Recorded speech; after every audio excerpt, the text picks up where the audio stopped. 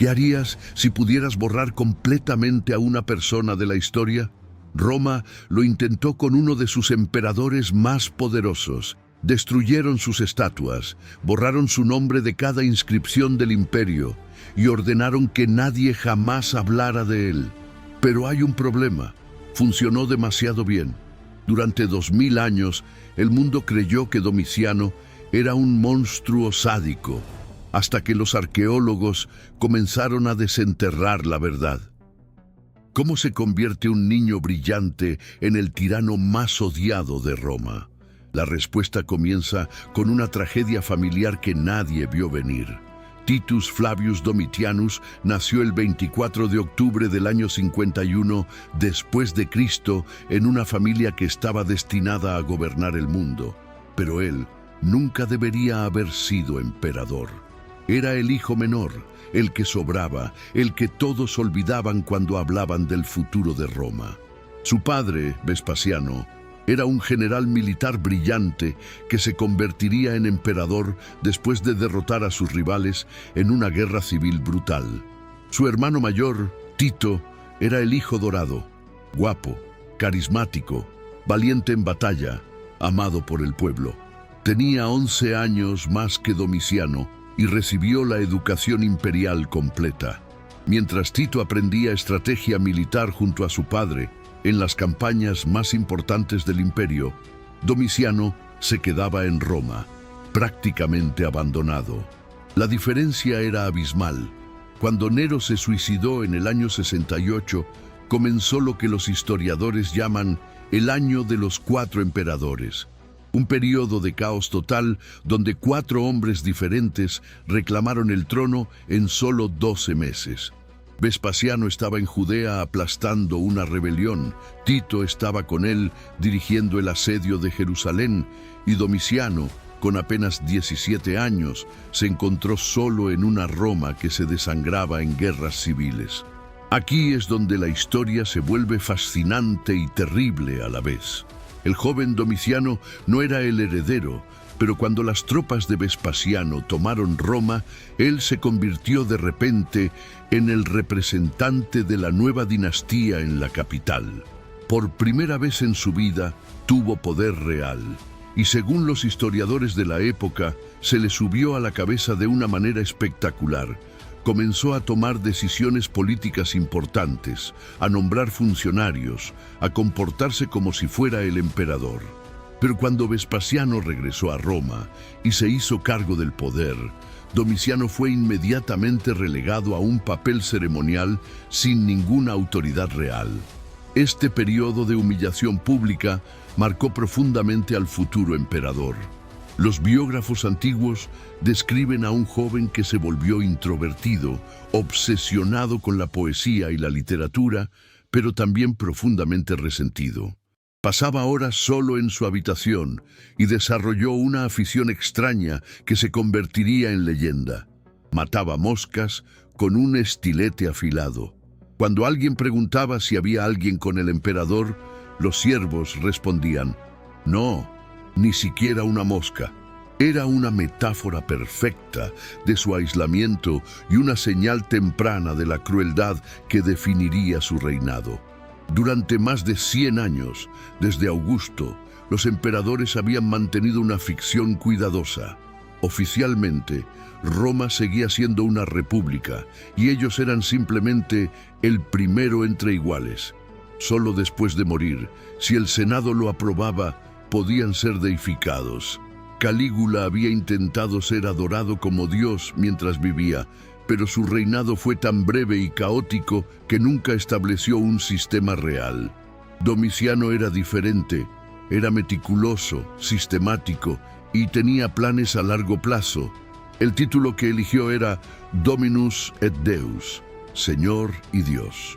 No era solo una palabrería grandilocuente, era una declaración política radical. Al exigir ser llamado Señor, estaba diciendo que Roma era oficialmente una monarquía, no una república.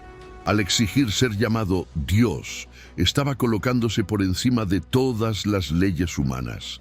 Nadie podía cuestionar las decisiones de un Dios, nadie podía juzgar las acciones de una divinidad. era el poder absoluto en su forma más pura. Las evidencias arqueológicas muestran que esta transformación no sucedió de la noche a la mañana.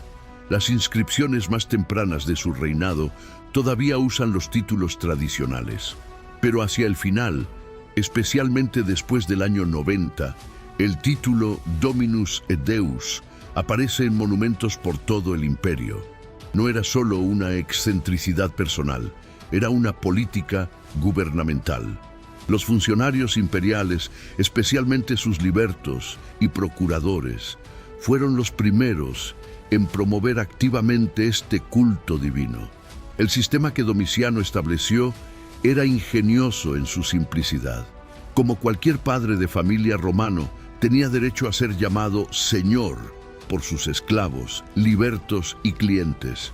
Domiciano simplemente expandió este concepto a todo el imperio.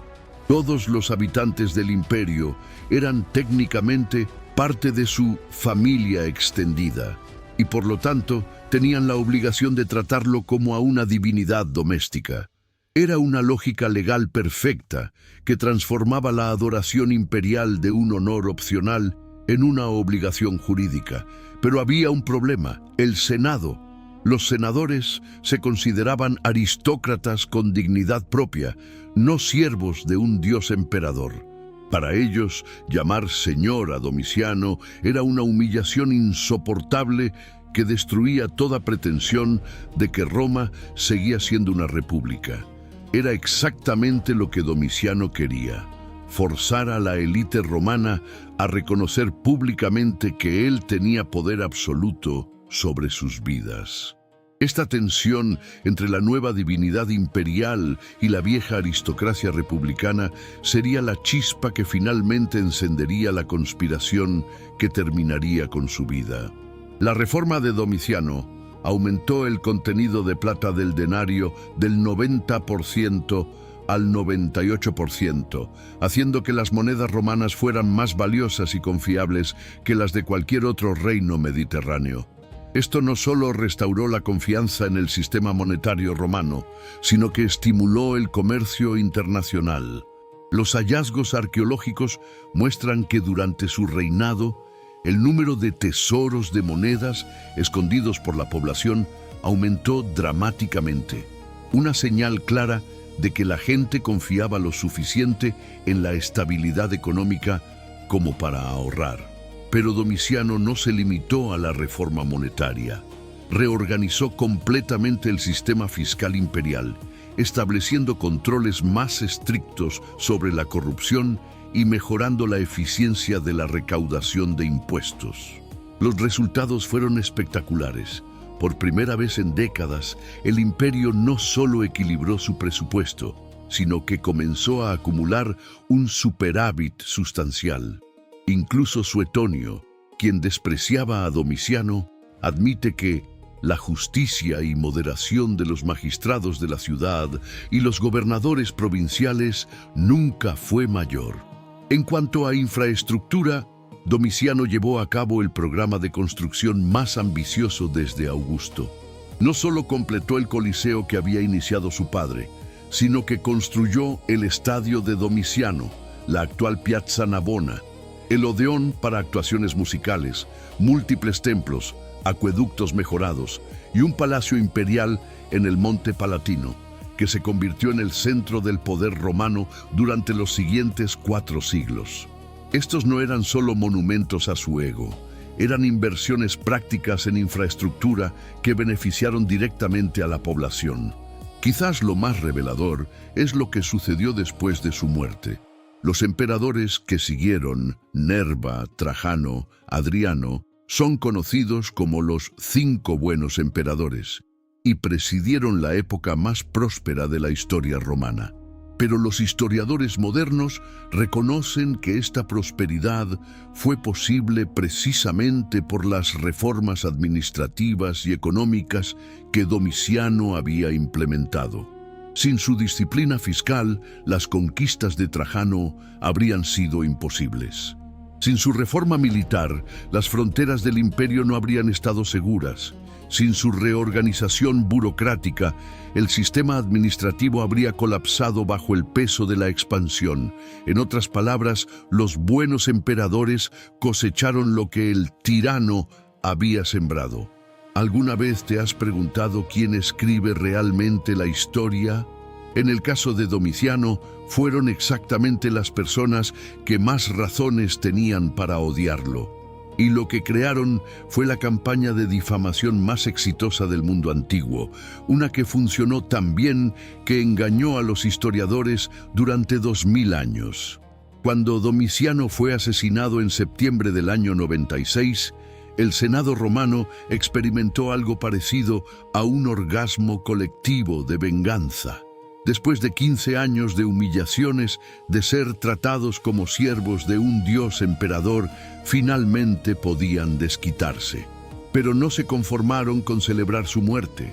Quisieron asegurarse de que la historia recordara a Domiciano exactamente como ellos querían, como el monstruo más despreciable que había gobernado Roma.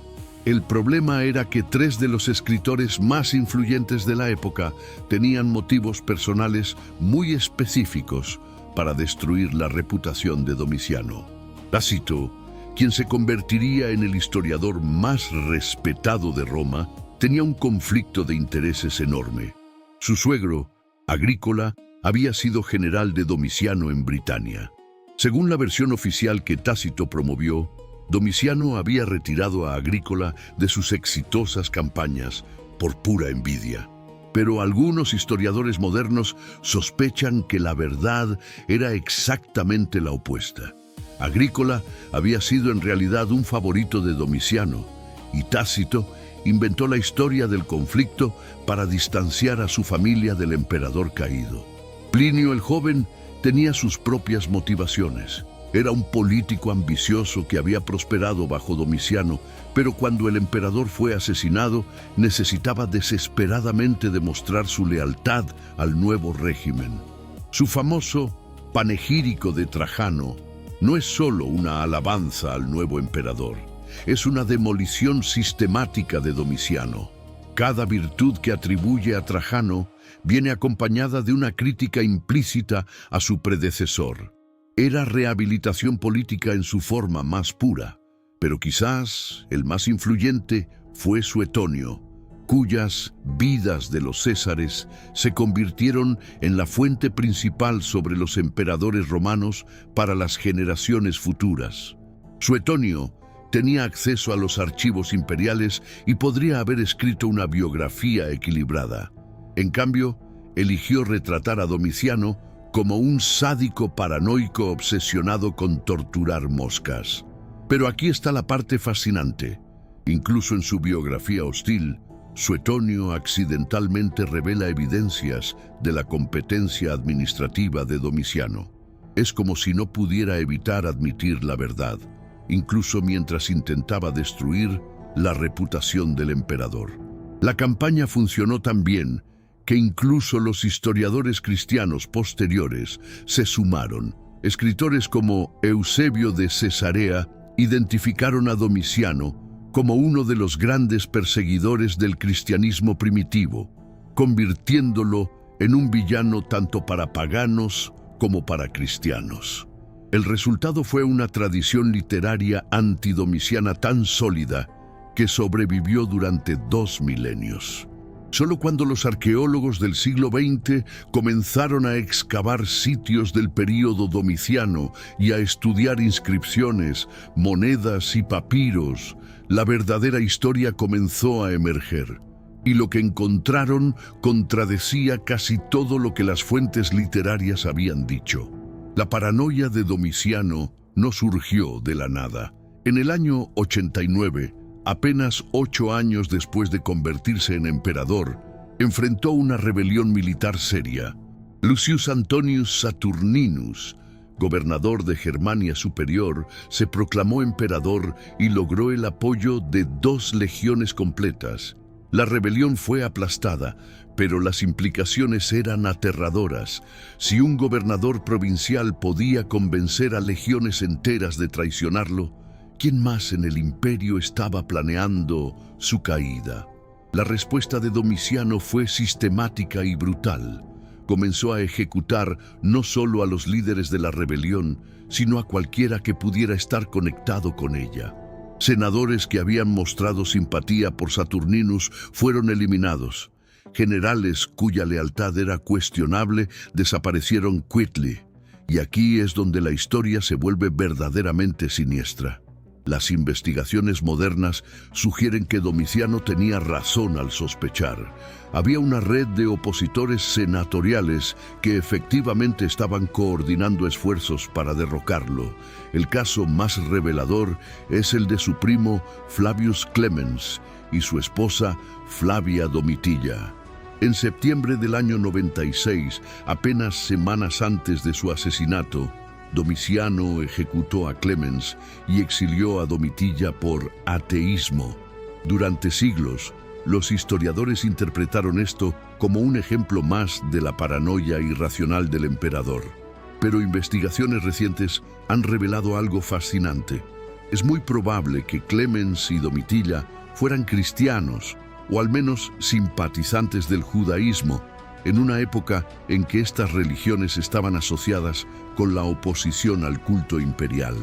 Lo que hace esto aún más inquietante es que Stephanus, el hombre que finalmente asesinó a Domiciano, era el administrador personal de Domitilla. No era un asesino aleatorio, era parte del círculo íntimo de las mismas personas que el emperador había castigado por traición. La conexión es demasiado clara para ser coincidencia. La ejecución de Clemens y el exilio de Domitilla no fueron actos de paranoia, sino respuestas a una conspiración real que había estado desarrollándose durante años.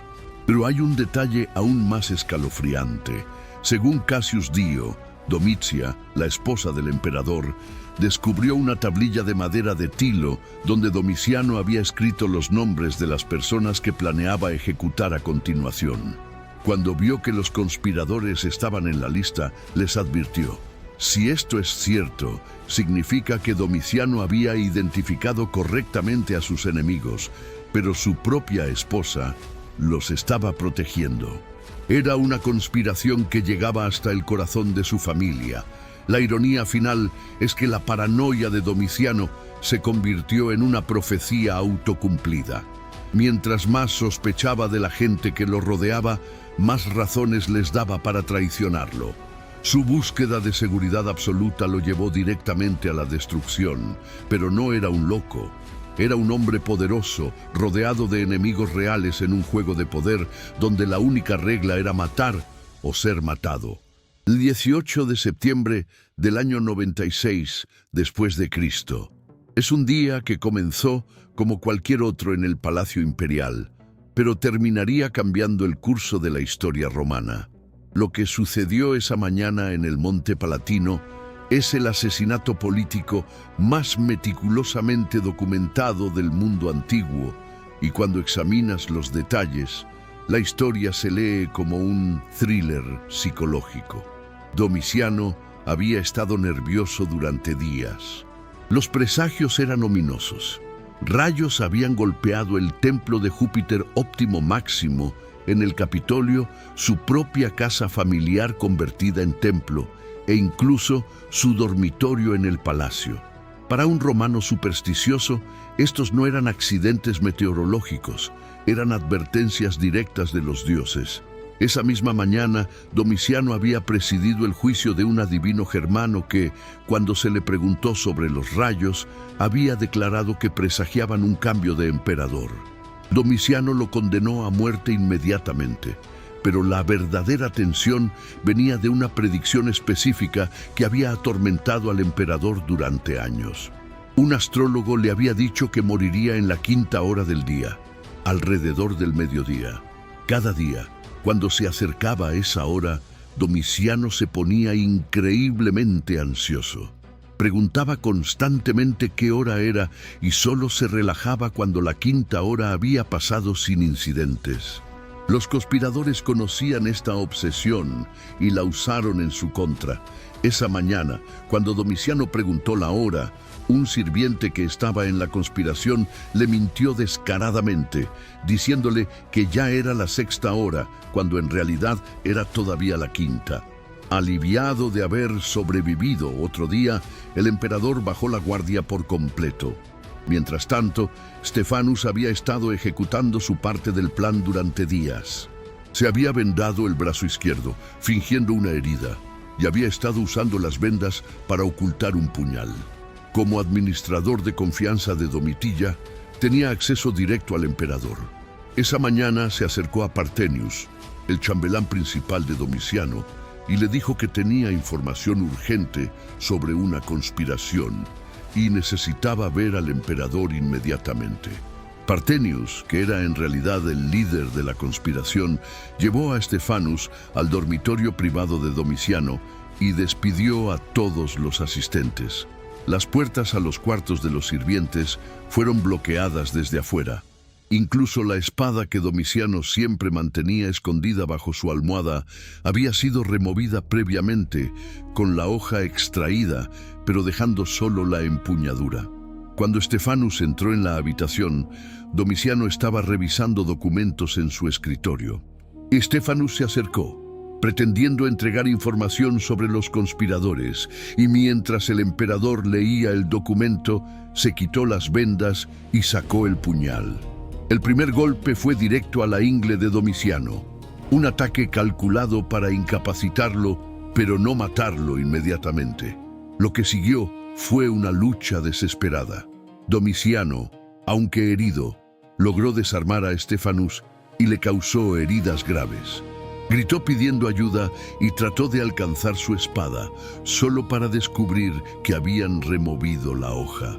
Llamó al niño, que normalmente permanecía en la antecámara, pero las puertas estaban bloqueadas.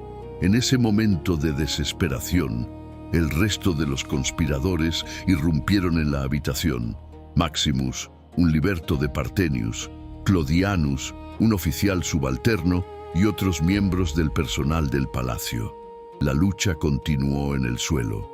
Domiciano, a pesar de sus 45 años, era físicamente fuerte y luchó ferozmente por su vida. Pero estaba superado en número y ya herido gravemente. Los conspiradores lo apuñalaron 7 veces más antes de que finalmente muriera. Stephanus también murió en la lucha, herido fatalmente por el emperador. Cuando todo terminó, el cuerpo de Domiciano fue llevado discretamente en un ataúd común. No hubo funeral de estado, no hubo procesión imperial. Su ama de llaves, Phyllis, se hizo cargo del cuerpo y lo cremó en privado. Después mezcló sus cenizas con las de su sobrina Julia en el templo familiar de los Flavios. Era un final patéticamente ordinario para un hombre que se había llamado a sí mismo Dios. ¿Cómo borras a una persona de la historia? Roma estaba a punto de demostrar que habían perfeccionado el arte de la destrucción de la memoria. Lo que sucedió después del asesinato de Domiciano fue la operación de cancelación más sofisticada y completa de la historia antigua. Un esfuerzo sistemático para eliminar toda evidencia de que el emperador había existido. El mismo día del asesinato, el Senado se reunió en una sesión especial. Los senadores, ebrios de venganza después de 15 años de humillaciones, compitieron entre sí para proponer los castigos más creativos para la memoria del emperador muerto. Finalmente, aprobaron una damnatio memoriae formal, una condena oficial de la memoria que ordenaba borrar sistemáticamente todos los rastros de Domiciano de la existencia pública. La eficiencia de la operación fue aterradora. En cuestión de días, artesanos fueron enviados por todo el imperio con órdenes específicas: destruir todas las estatuas de Domiciano, eliminar su nombre de todas las inscripciones públicas, derribar todos los arcos triunfales construidos en su honor. Pero aquí está la parte realmente escalofriante. No se limitaron a destruir todo, fueron mucho más sofisticados. Las evidencias arqueológicas muestran que desarrollaron técnicas específicas para el borrado sistemático. Las estatuas no eran simplemente destrozadas, eran cuidadosamente reesculpidas para representar a Nerva, el nuevo emperador. Era un proceso llamado recarving, que requería habilidad artística considerable. Los artesanos removían las características faciales de Domiciano y las tallaban de nuevo para que se parecieran a Nerva. Era como una cirugía plástica en mármol, transformando al tirano odiado en el libertador querido. En algunos casos, simplemente cortaban la cabeza de las estatuas y la reemplazaban con una nueva cabeza de Nerva. En otros, almacenaban las estatuas en depósitos, manteniéndolas fuera de la vista pública, pero sin destruirlas completamente. Era una estrategia que balanceaba la venganza política con la practicidad económica. Las estatuas de mármol eran costosas de hacer. Para las inscripciones, desarrollaron lo que los epigrafistas modernos llaman erasio, el raspado sistemático de nombres de monumentos de piedra. Los artesanos usaban cinceles para remover cuidadosamente cada letra del nombre Domitians de miles de inscripciones por todo el imperio. Los resultados fueron impresionantes. Investigaciones modernas han revelado que un 44% de todas las inscripciones de la época de Domiciano fueron alteradas, y en algunas provincias senatoriales el porcentaje llegó hasta el 60-70%. Pero la Damnatio Memoriae iba más allá de la destrucción física. También incluía prohibiciones legales. Estaba oficialmente prohibido usar el nombre de Domiciano, llorar públicamente su muerte o incluso discutir positivamente su reinado. Sus actos oficiales fueron anulados cuando fue posible.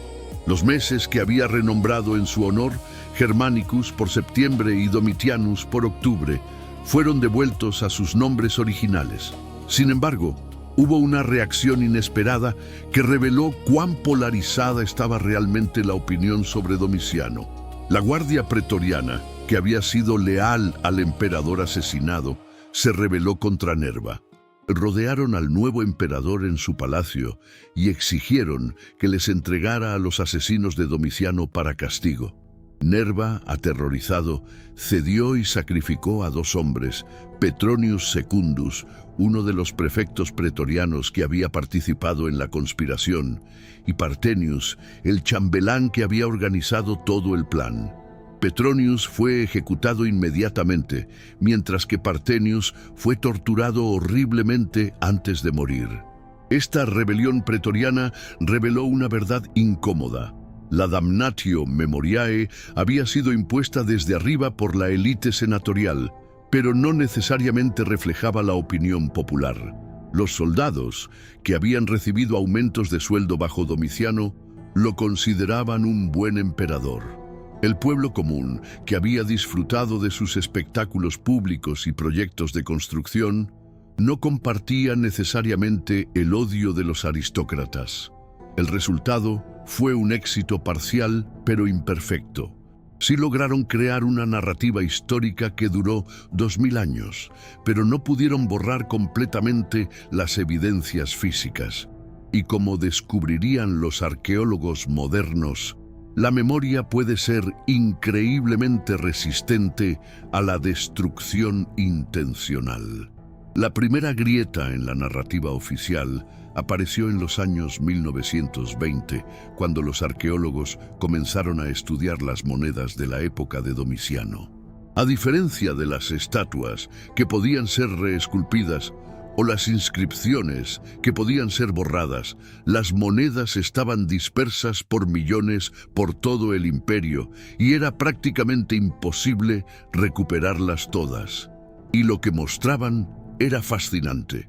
Las monedas de Domiciano tenían una calidad de plata excepcional, superior a las de la mayoría de sus predecesores y sucesores. Esto llevó a los historiadores económicos a reexaminar la política fiscal de Domiciano, y lo que descubrieron fue revolucionario. Lejos de ser el derrochador irresponsable que describían las fuentes literarias, Domiciano había sido uno de los administradores financieros más competentes en la historia del imperio. Su reforma monetaria no solo había estabilizado la economía romana, sino que había establecido los fundamentos para la prosperidad del siglo II. Sin las reservas de oro y plata que Domiciano acumuló, las campañas de conquista de Trajano habrían sido imposibles. Luego vinieron los hallazgos arqueológicos más dramáticos. En sitios por todo el imperio, desde Britania hasta Siria, los arqueólogos comenzaron a encontrar evidencias de proyectos de construcción e infraestructura masivos durante el período domiciano. El acueducto de Trajano, que tradicionalmente se atribuía completamente al emperador Trajano, resultó haber sido iniciado por Domiciano. El sistema de carreteras que conectaba las fronteras del Danubio había sido diseñado y mayoritariamente construido bajo Domiciano. Incluso las famosas termas de Trajano se construyeron sobre los fundamentos de un complejo termal domiciano. Pero quizás el descubrimiento más revelador fue el análisis sistemático de inscripciones que habían sobrevivido a la Damnatio Memoriae. Los epigrafistas modernos identificaron entre 385 y 467 inscripciones que mencionan a Domiciano y que sobrevivieron intactas, principalmente en áreas remotas donde los funcionarios imperiales no llegaron o donde las comunidades locales se resistieron activamente al borrado. Estas inscripciones presentan una imagen completamente diferente, un emperador que era querido por los soldados, respetado por las poblaciones provinciales y recordado como un benefactor público. Un caso particularmente fascinante emergió del estudio de las fronteras germánicas. Los historiadores antiguos, especialmente Tácito, habían ridiculizado las campañas de Domiciano contra los pueblos germánicos como triunfos falsos y fracasos militares. Pero las excavaciones arqueológicas en Alemania revelaron una red sofisticada de fortificaciones, carreteras militares y asentamientos que datan del período domiciano. No solo las campañas habían sido exitosas, sino que habían establecido la base para la estabilidad fronteriza que duró durante el resto del siglo. La reivindicación más dramática vino del estudio de la política religiosa de Domiciano. Durante siglos, basándose en fuentes como Eusebio, los historiadores habían asumido que Domiciano había llevado a cabo una persecución sistemática de los cristianos. Pero cuando los investigadores modernos examinaron evidencias contemporáneas, papiros, inscripciones, registros legales, no encontraron prácticamente ninguna evidencia de persecuciones generalizadas. De hecho, las comunidades cristianas parecen haber florecido durante su reinado. La gran persecución de Domiciano resultó ser otra construcción narrativa creada por historiadores posteriores. La transformación en la comprensión académica de Domiciano ha sido tan completa que historiadores modernos como Brian Jones han llegado a argumentar que Domiciano debería ser considerado uno de los mejores emperadores de Roma, no uno de los peores. Su rehabilitación académica representa uno de los casos más dramáticos en la historia donde la arqueología ha forzado una revisión completa de las fuentes literarias. Pero hay una ironía final en todo esto.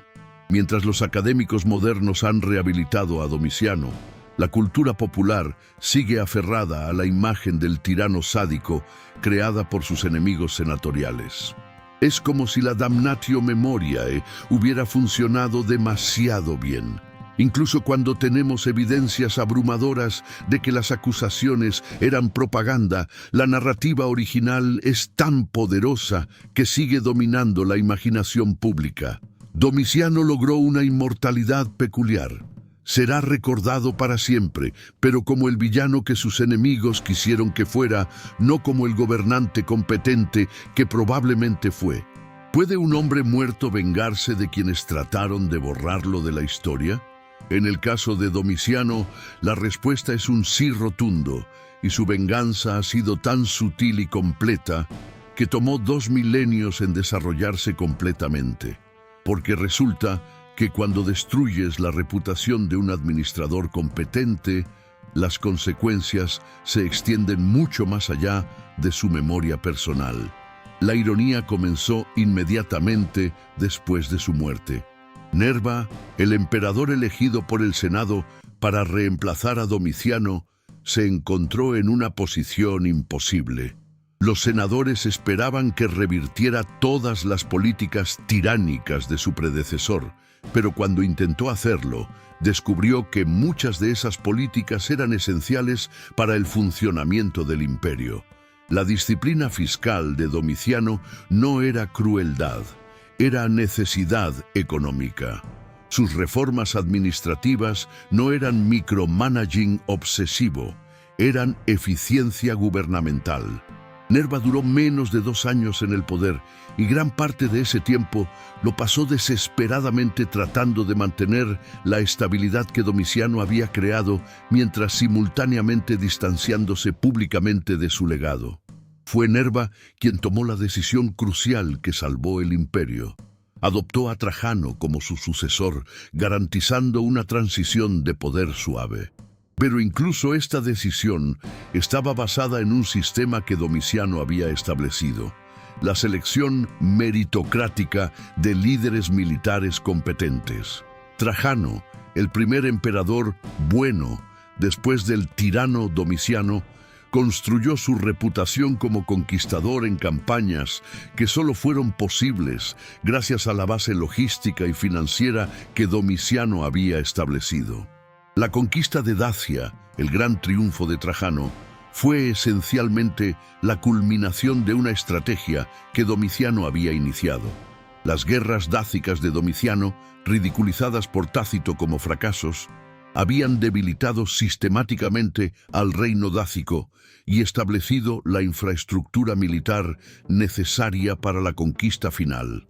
Más revelador aún es el hecho de que Trajano mantuvo en secreto muchas de las políticas de Domiciano mientras públicamente las denunciaba.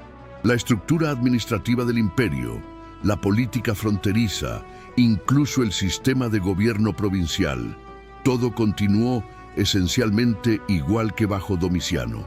Lo que cambió fue principalmente la retórica. Donde Domiciano había sido abiertamente autocrático, Trajano mantuvo la ficción de consultar al Senado mientras tomaba decisiones unilaterales. Adriano llevó esta hipocresía un paso más allá. Su famoso muro en Britania fue construido siguiendo exactamente el mismo principio defensivo que Domiciano había implementado en Germania: consolidar fronteras racionales en lugar de buscar expansión indefinida. Sus políticas de construcción urbana fueron una continuación directa de los proyectos de Domiciano. Incluso su famosa filhelenismo era una extensión de los intereses culturales que Domiciano había promovido. Pero Adriano recibió crédito por originalidad y sabiduría, mientras que Domiciano fue recordado como un tirano. La venganza más sutil vino en el área donde Domiciano había sido más atacado: su relación con el Senado. Los emperadores posteriores aprendieron de su ejemplo, pero de una manera que habría horrificado a los senadores que celebraron su muerte. Si Domiciano había cometido un error, no era ser demasiado autocrático, era ser demasiado honesto sobre su autocracia. Los buenos emperadores que siguieron fueron igualmente autocráticos, pero mantuvieron las cortesías superficiales que hicieron que el Senado se sintiera respetado incluso mientras perdía toda influencia real.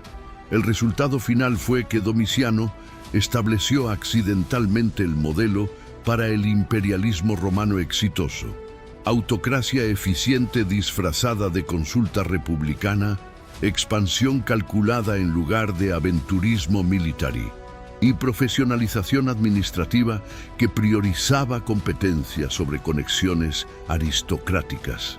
Todos los emperadores buenos siguieron este modelo, pero como habían condenado la memoria de su creador, nunca pudieron admitir de dónde venían sus métodos exitosos.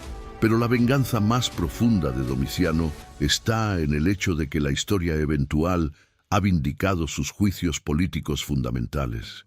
Su insistencia en que Roma necesitaba ser gobernada como una monarquía, no como una república, fue completamente correcta.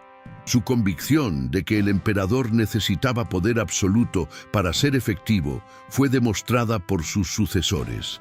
Su argumento de que el Senado era una institución obsoleta que obstaculizaba el buen gobierno fue confirmado por la irrelevancia creciente del Senado bajo los emperadores posteriores.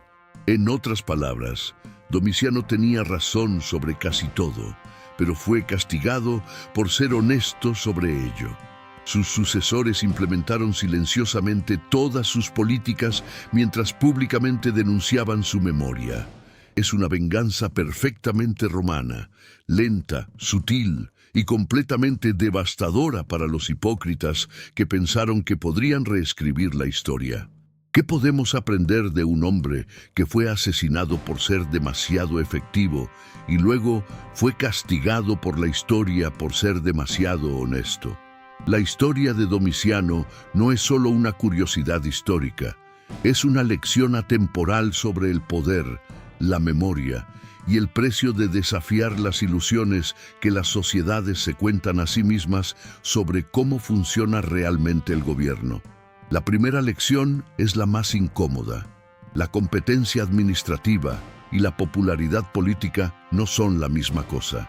Domiciano era objetivamente uno de los administradores más efectivos en la historia romana, pero fue uno de los emperadores más odiados por la élite política.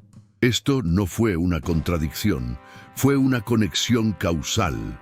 Su efectividad requería métodos que amenazaban los privilegios y la dignidad de la clase senatorial.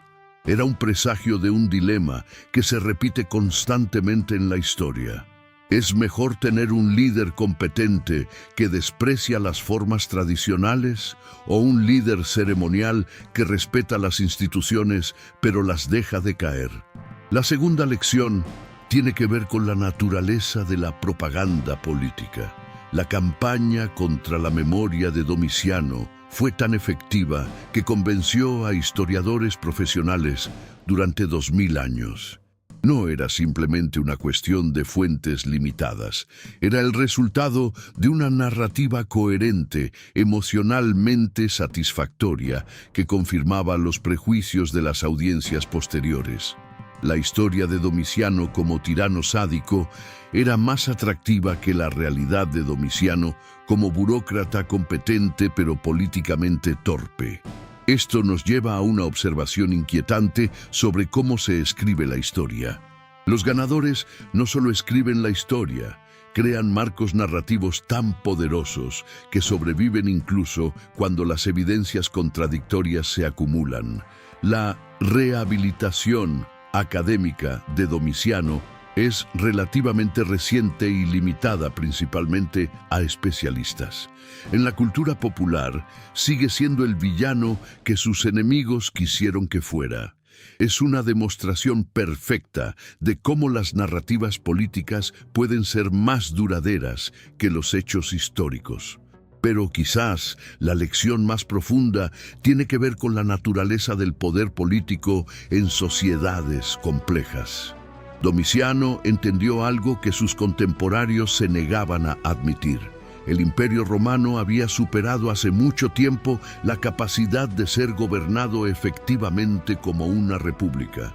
La escala, la complejidad y los desafíos de administrar un territorio que se extendía desde Escocia hasta Irak requerían el tipo de autoridad centralizada que solo un autócrata podía proporcionar.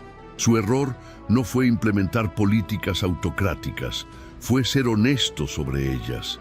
Sus sucesores aprendieron a ejercer exactamente el mismo nivel de poder absoluto, pero lo hicieron manteniendo las ficciones republicanas que hacían que la élite se sintiera cómoda. Era una lección en la política de las apariencias. A veces es más importante cómo haces algo que lo que realmente haces. Domiciano esperó 2000 años por su reivindicación, pero finalmente la obtuvo. En un mundo donde las reputaciones pueden ser destruidas en horas y donde la historia parece reescribirse constantemente, eso debería darnos a todos un poco de esperanza. Las piedras no mienten, las monedas no tienen agenda política y los fundamentos de edificios no se preocupan por las modas intelectuales. La verdad puede ser enterrada, pero rara vez es destruida completamente.